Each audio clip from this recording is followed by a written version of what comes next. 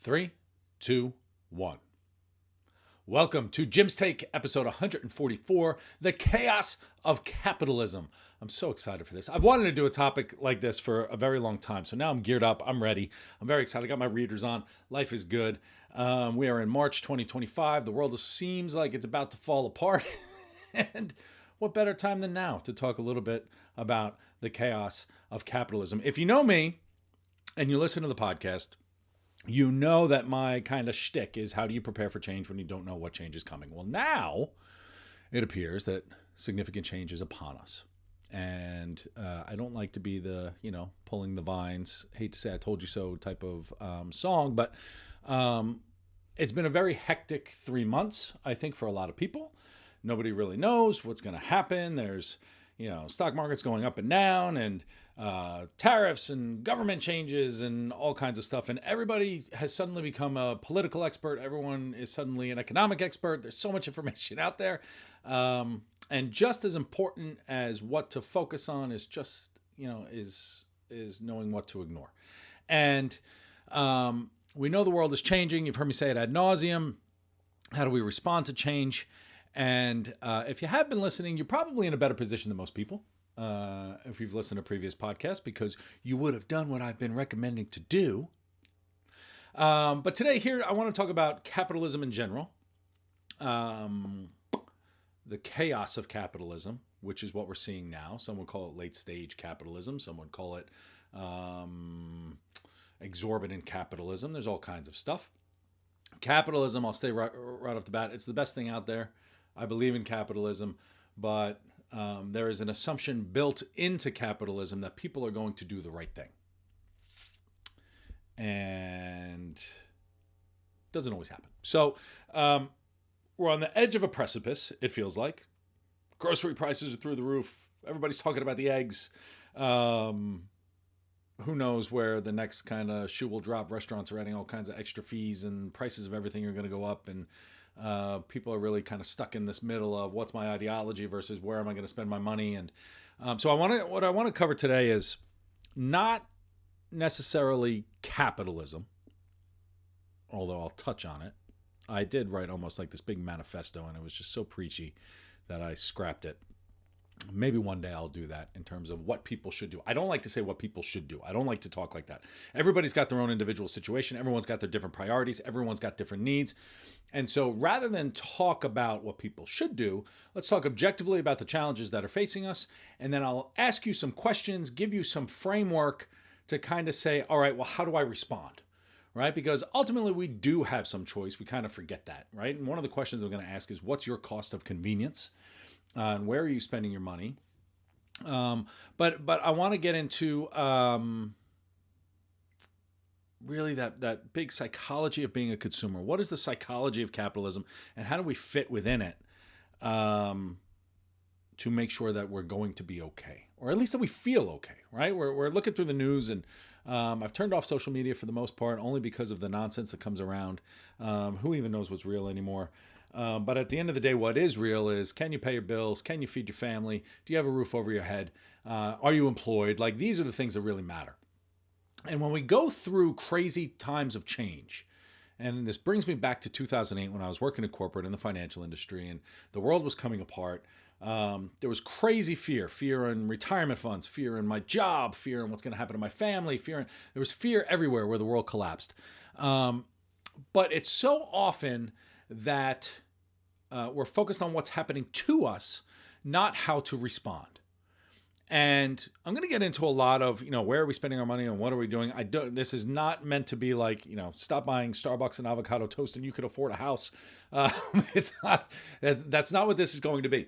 I want to take a step back and elevate it and think about a bigger picture, because you need to internalize this. You need to think about this. You need to come down with beliefs in terms of where you spend your money, what's a priority, what's important to you, and all of that. So what's happening to us generally is just a distraction.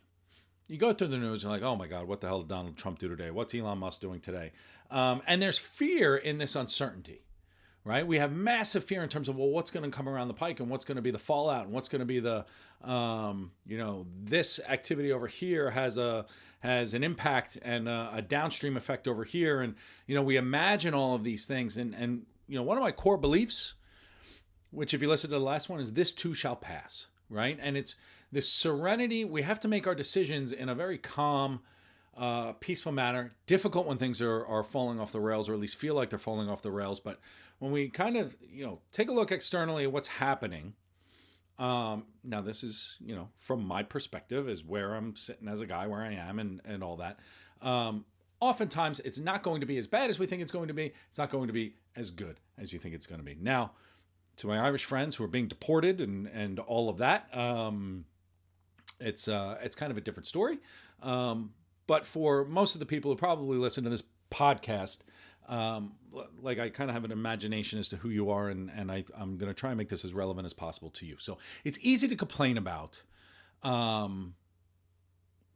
everything going on, right? And there are people whose whole life, like when you take a look at the capitalism challenges and the strategies of capitalism and what's happening, and we're so focused on government now, but this has been happening for an incredibly long time. Like when we think about capitalism and organizations and businesses who hire people whose sole job is to distract you, to take your money, to manipulate packaging in a supermarket, to change the language on the cover of your bag of chips, no trans fats, but then you flip it over and but we do have this, right? So capitalism is great in theory. Unchecked capitalism and greed really challenge that, good theory assumption, right? And when we think about what are we paying for, when we think about what are we doing, when we think about going into a capitalistic society and where we spend our money and how we earn our money and what are the assumptions we have built into it, capitalism is built on this free market idea of the market will dictate what things are going to cost and what things are going to do, but it kind of changed over time. It's a theory of free market now, because it's often gotten blurred now. It used to be, what are people willing to pay versus what something should cost? And those two things don't always match, right? If I'm running an airline, which we saw, and these are the ones that really kind of push this blurring, is it probably costs this much money to fly a group of people to a certain amount of area. But what we found is people are willing to pay more for certain seats. They're willing to pay more for bringing a bag on the plane. They're willing to pay for it. And now it became, well, what are people willing to pay and how do we kind of push that? And it's blurred the line into now we're forced to pay for all of these types of things that we really don't, it's evolved over this time. And I blame the airlines for it, but then you take a look at healthcare, you take a look at all of these things where we have this illusion of choice. We have this illusion of that we can kind of dictate what it is that we're spending and what we're doing and all of that. I hate dynamic pricing. I hate this need for things like car dealerships who just kind of sit in the middle. There's no need for car dealerships anymore. Like you could buy a car online, but now it's a law that you have to have car dealerships, right? And they say it's an economic boon and everything else, but you're basically putting a person in the middle to separate you from your money. And that's really what a lot of sales processes have gone to. It's why people have turned off salespeople. It's why people have turned off a lot of these things. This theory of demand and supply. We're creating this artificial scarcity. And creating this kind of boon of, well, people are willing to pay it. And if people are willing to pay it, doesn't mean you have to. The mere fact that I could be sitting next to someone at a concert who paid 30% of what I paid to see the exact same show is bananas to me. It's just bananas to me. And it's going to continue because that's what people are willing to pay for. People are willing to do it. And that's fine, I guess, right? I mean, it's the world that we live in. It's the world that we're evolving to. Now, my mindset and my psychology around this, my philosophy around it is just, well, I guess I'm not going to the concert, right? On principle, I'm not going to do these types of things. And then we could get into tipping culture, right? This is going to turn into a rant real quick. The tipping is out of control. My brother and I were at a soccer game at Red Bull Arena. He went and it was a self-serving beer thing. And he went to check out on the beer. He had to do it all by himself and it asked for a tip and there was nobody there. Right? It's crazy. I made a donation to a charity and it asked for like a 30% tip on the thing. I almost hit go and I realized it was like $30 more or something like, or no, it was like $100. I forget what it was. It was something ridiculous. I'm like, whoa, hold up. And they just wanted a tip for the fact that they have a platform. And I'm, no, man, like it's crazy. So everywhere we're going now, we have to now be vigilant. And we haven't had to be in this country, right? We've had a nice run, but now we have to be vigilant in terms of where our little, pennies are going. And companies have figured out that pennies add up to dollars. And when you do it at scale, it adds up to a lot of dollars, right? So I live in New York. I live in Westchester County. It's just north of Manhattan. A lot of the meters that we have to pay used to be 25 cents for 15 minutes. Put a quarter in, you go run. And if you're only going in for 5 minutes, usually you can pull into a spot. Someone has about 6 minutes left on the meter. You do that, whatever. And they've all switched over to these apps for convenience, right? Who carries around quarters anymore? And I get that. That's good. But now it's 25 cents for 10 minutes. They increased the price. But now I have to pay a 20% fee to use the app. One town nearby, I think, charges a 50% fee plus the 18% fee. So now for your first 10 minutes, it's 75 cents or something like that. And like these little things, I know it's only 75 cents, but they add up, right? You take that. You take the added fee on the delivery service. You take the added fee to this other thing that you want to do, the coffee you go buy a cup of coffee and you got to put $2 into that. And there's no option for zero tip. And like it's been everywhere you go is nickel and diming. And if you were to sit on all these levels of convenience that you use, the Amazon Prime fee, the free delivery for convenience, the delivery of your groceries if you do that, the Grubhub and Seamless and whatever else, Uber Eats, who are putting full menus on and charging higher prices. They're charging more for the food, plus you charge for the fee and all that other stuff. They're all ready to take your money. And we now have a moment where we have to decide, how do we respond? And so I know I'm going small into the nickels and dimes, but you've got the small micro and then the big macro kind of thing. We've got this illusion of choice. Can we really do it? Why are we forced to pay for things that we don't really want to pay for? And then the other thing is, well, how do we change our response? How do we respond to this? And what are we willing to give up? What are we willing to sacrifice? Right? Technology has been brought into our lives to make things easier, right? And that's the line, right? And people will pay for convenience all the time. But we have been raised to be consumers. Mr. Rogers said that. A big part of Mr. Rogers, I saw an old interview of his. He said he wanted to change the psychology of children because we're raising children to be consumers. Right? We market to kids. We've got all these commercials and ads and, all kinds of stuff. We're marketing to them to learn to compare themselves to the Joneses. And we've been raised that way, right? I mean, I grew up I was born in the late 70s, raised in the 80s, and in the 90s, and everything was booming and everything. Like I had my, my A-Team toys and my, all that kind of stuff. And I wanted it, right? We want it all, and that's fine. But it's now our responsibility to stop blaming others and focusing externally on the changes that are happening, the tariffs that are coming, the down market, all of these economic challenges that are going to be impacting the business that you work in.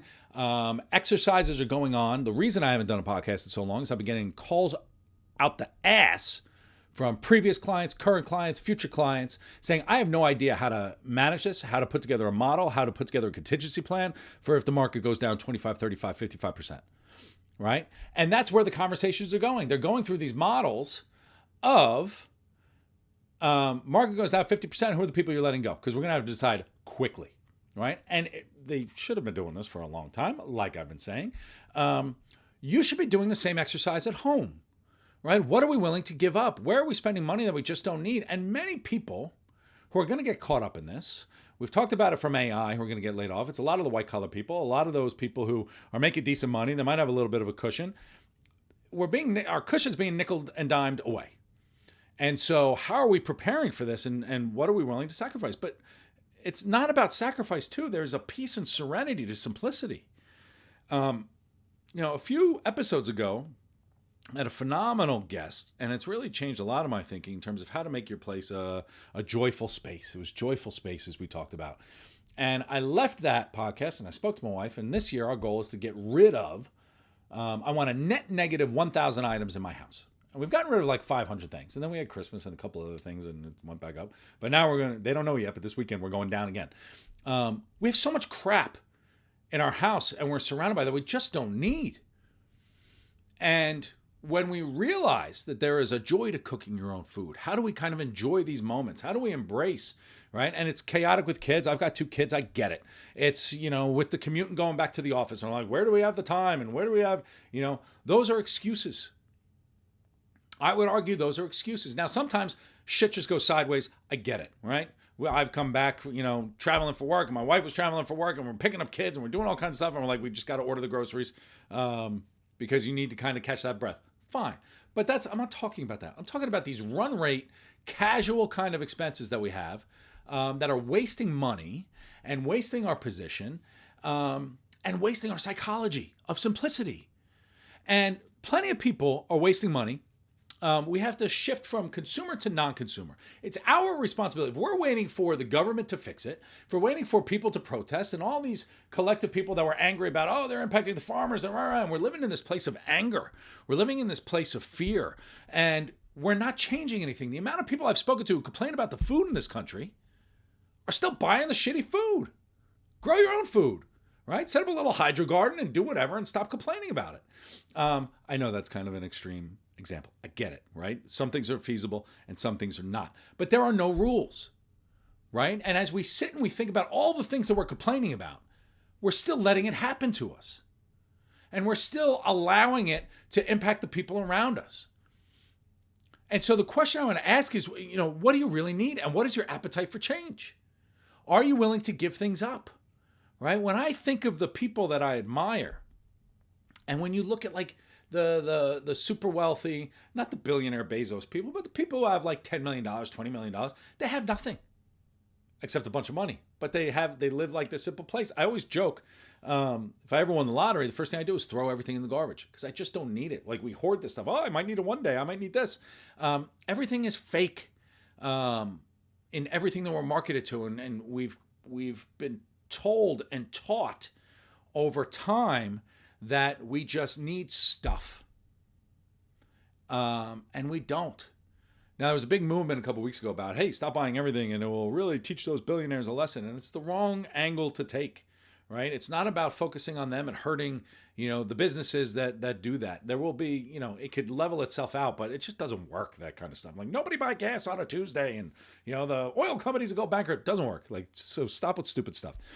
But what I would say is, when you have a psychology of simplicity, and I'm thinking like read Thoreau, right? Walden is always my favorite. Now, granted, he took handouts from all the people around and everything else, but depending on your position and how you can interpret things and make them your own, there is a simplicity of you just don't need anything. Do you need more than, 2 coats, a cold coat and a warm coat, right? Do you need more than that?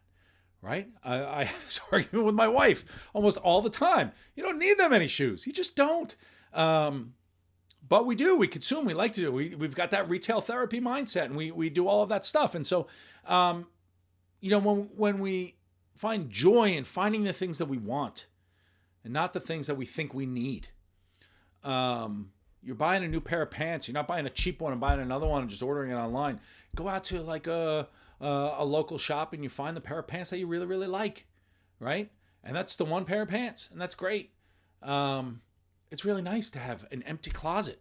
You should see my side of the closet and my wife's side of the closet. Mine is just, a couple things lined up. Hers is a little more jam-packed, but, men versus women, that's okay. It's right. We've got different types of needs, right? Women dress differently than men. I get it. It's all good. But how do we respond when things are going crazy? How do we respond when the environment we're in, and maybe this is it in a nutshell that it took me almost 20 minutes to get to. We're entering what's called a VUCA environment. Volatility, uncertainty, complexity, and ambiguity. And I remember it well from 2008, right? The volatility, the uncertainty, the complexity, and the ambiguity leaves us in a place where we have no control. And we feel like we have no control, and we're stuck. And so how do you get the control back? And that is your response, right? Do you need the things that you're looking to get? What do you really need? How do you clear out the house? How do you get rid of all the nonsense and chaos that's all around you, like that pile of books I have right over here? I'll read them, I promise. But we have stuff that we just don't need, and it's clutter. And it impacts our ability to do the things that makes us human. The time with our people, the time outdoors, being around doing just fun shit. Go for a walk in the woods. I don't know, whatever it is you want to do. But we ultimately have to get control of what it is that we wish to do, right? And I get angry when I have to do these little things that I'm forced to do. And so I change my behaviors around, and I say, well, you know what? I'll put a roll of quarters in the car, and so I don't have to, I don't have to pay that extra stuff. It's like those little things, but they pile up and they turn into big things. Not a humble brag, but I'll do it. We were going to go on vacation. I was going to take the kids to Ireland for the first time. And they wanted $4,000 for flights to Ireland. It was like $4,800 or something like that. It was almost $5,000. Last row of the plane. There's no way this plane was sold out. There was no way this plane was sold out. So like, I just do not believe it. $150 to check a bag. And I was like, we're not going to Ireland. Just on principle. Like, on principle. It's not that I can't afford it. I don't want to spend it on that. Like, that's craziness to me. And who knows? Like, that doesn't even include anything. That was just a flight. So we're going to Panama, which had more reasonable stuff. And so we're changing it around. We live in America. We've got, how many road trips can we take? Let's show the kids this country. There's beautiful stuff in this country. There's all kinds of stuff. We drive up to Canada. I love Montreal, right? There are so many things to experience. And so, right, as this goes around, I'm fine giving up that stuff. Say, you know what? Fine, right? I'm in control of the decisions I make. And that's how we have to respond to chaotic capitalism. This is how we respond to the greed of all of these little technologies and the nitpicking and the tipping and everything, right? My coffee's better than the coffee I buy at a store anyway. So I make my own coffee, right? Like, I don't have to deal with any of that stuff. And life is better. Life is so much better when you don't worry about what other people are going to think. You're comfortable in your clothes. You're comfortable in your decisions. You're comfortable with where you are. So when we go down to beliefs and our responses, in terms of what do you believe, in terms of what do you need? What do you need? What is simplicity? How do you, where are you spending time that you shouldn't be spending time? Where are you spending money that you shouldn't be spending money, right? And this isn't about growing, you're going to become a millionaire by doing it. It's about the psychology of serenity, of simplicity, and focusing and prioritizing on the things that you actually do want to spend money on, right? Where money is a utility, it's a commodity, right? And it's meant to get you the things that you want to do, right? Buying a bunch of shit on Amazon isn't getting you what you want to do. It never does. If you were to think through your Amazon purchases, and I'm afraid to do it in my house, how much of that shit's in the garbage? Probably most of it, right? How many things TV subscriptions are you paying for that you just don't even watch TV? Like, it drives me nuts. But that is how we respond to this chaos of capitalism, is we have to take control of our situation. The bed we lie in. We lie in the bed we make. Now, there are external things we have to respond to. I get it. Okay? But we control the things that we can control. And we respond based on what we need, what we prioritize, and then we can focus on the other things that we can fight for and we have to challenge and we have to do that other type of work. But get your bed in order first, right? If you're going to sit there and complain that you're broke and you're doing all this other stuff on the side, you're waiting for someone else to fix your problems. Like that guy, right? I met my future self. If you're waiting for anybody else to fix your problems, you're going to be dead in a box before it happens. And that's it. Anyway, I got fired up. Probably wasn't what I wanted to do this week, but I think that's important. I think you need to hear it. The market's going to collapse. We're all going to hell. It's going to be a bunch of shit, but you're going to be fine. Okay? You're going to be fine. Replace your eggs with oatmeal, right? Like, I don't know what else to tell you on that front. I love my eggs. Get a chicken. Buy a chicken. Anyway, there is, like, I don't want to give, like, it's so preachy to give financial advice or anything else, and I'm not saying be passive. I'm not saying let it happen, but I'm saying let fools separate themselves from their money, right? It's the old saying, a fool and their money are easily separated, right? Don't be a fool, right? Take control of it.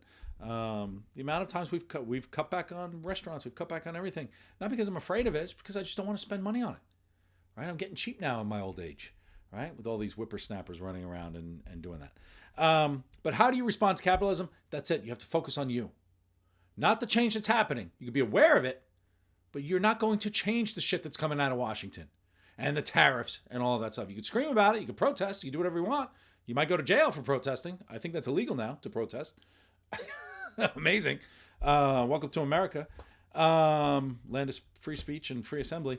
But ultimately, what are you going to do? Because, your roof has to stay on your head. So we've got to make the decisions. You've got to take control. It's now time to be the adult and take responsibility for your actions and take responsibility for what you do. I'm not going to say it's going to be easy. It's not easy, but nobody's going to come to help you, unfortunately. And so I'm happy to help, right? We're capable people. There's nothing that can't be done, right? There is nothing that can't be done, and there are no rules. And this isn't about going to make money quick, because that doesn't happen. It's a bunch of BS, right? Revenue good, expenses bad. I learned that like very early in my corporate career. Bring the money in, stop the money flowing out. And you can position yourself and weather the storm, and everything will normalize. I believe that at some point. This too shall pass, right? As we go through all my beliefs, right? Nothing that can't be done. There are no rules. There are right and wrong ways to do things. But this too shall pass is always the big one. So difficult market, difficult economy, difficult world. You can do it. I believe in you. Have a wonderful week. I'm here to be helpful, right? You want to talk about anything, I'm happy to talk about it. Send me a note. I love all of you. Have a wonderful week. I'll talk to you soon.